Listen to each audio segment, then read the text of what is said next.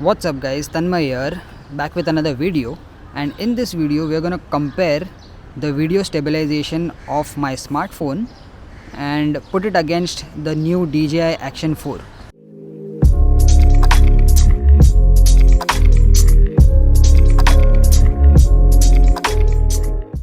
So we have the smartphone on the left and we have the action cam on the right.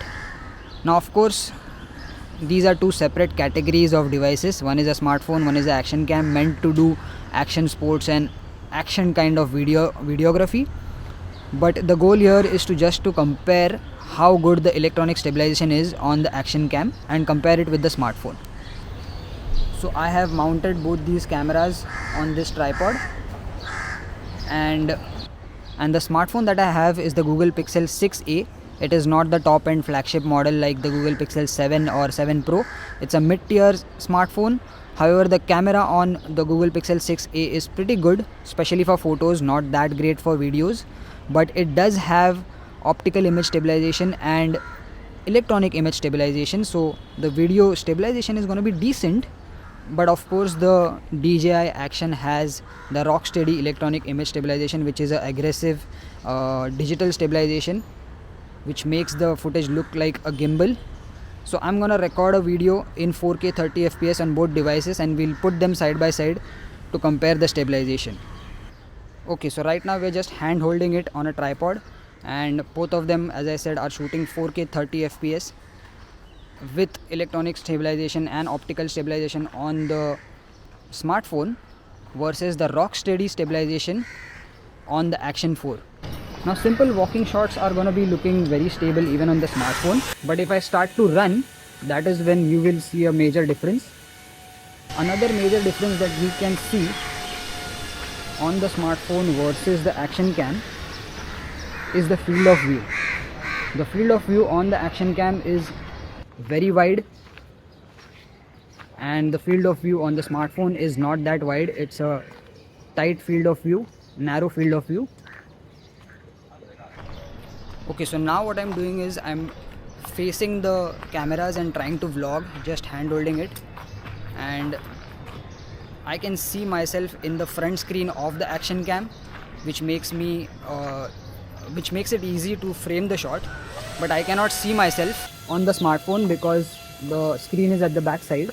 So I don't know if I'm in the shot. I don't think I will be in the shot because, as I said, the field is very narrow. Right now you're also listening to the internal microphones of both the devices. I'm gonna switch between them. You'll see on the screen which one is active and which one is not. So this is again just walking, and the stabilization is gonna be decent on both the cameras. Okay, now let's do a little bit of slight jogging and running test, and let's see the stabilization. This is where the action cam is gonna shine. So now I'm just running at a decent pace, and you can see the stabilization on the action cam is much better.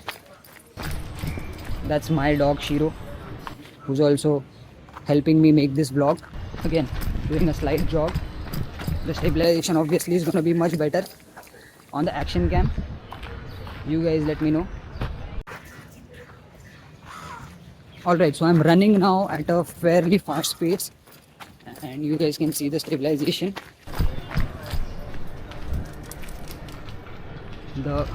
The video stabilization on the smartphone is definitely going to be a lot jerky, but on the action cam it's going to be very stable.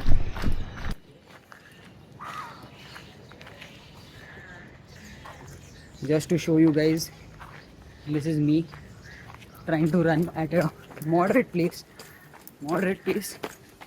How is the stabilization?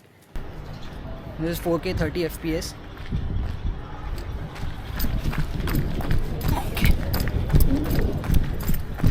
Crazy. Okay, so this was the stabilization test. It was a very quick and short stabilization test, but I'm sure you guys must have got an understanding of how good the stabilization is on an action cam compared to smartphones. And my smartphone also had OIS plus EIS, which is optical plus electronic image stabilization. Now I didn't do the wide angle lens on the smartphone because that lens does not have optical image stabilization, plus the quality is not that great.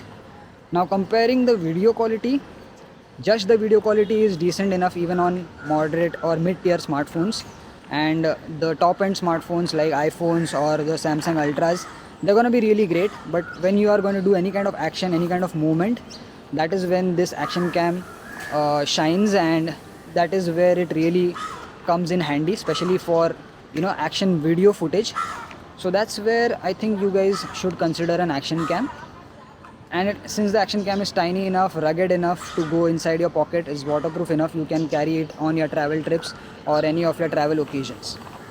So there are two more unique stabilization modes on the action cam, which are unique to this camera, and that is horizon steady and horizon balancing. Those are different types of stabilization which achieve a certain purpose of balancing the horizon, and I'll explain to you in a separate video what that is. Let me know how this video was, and let me know how the stabilization was on the action cam versus the smartphone. Do give this video a thumbs up, and let me know in the comments which more tests would you want me to do with the action cam.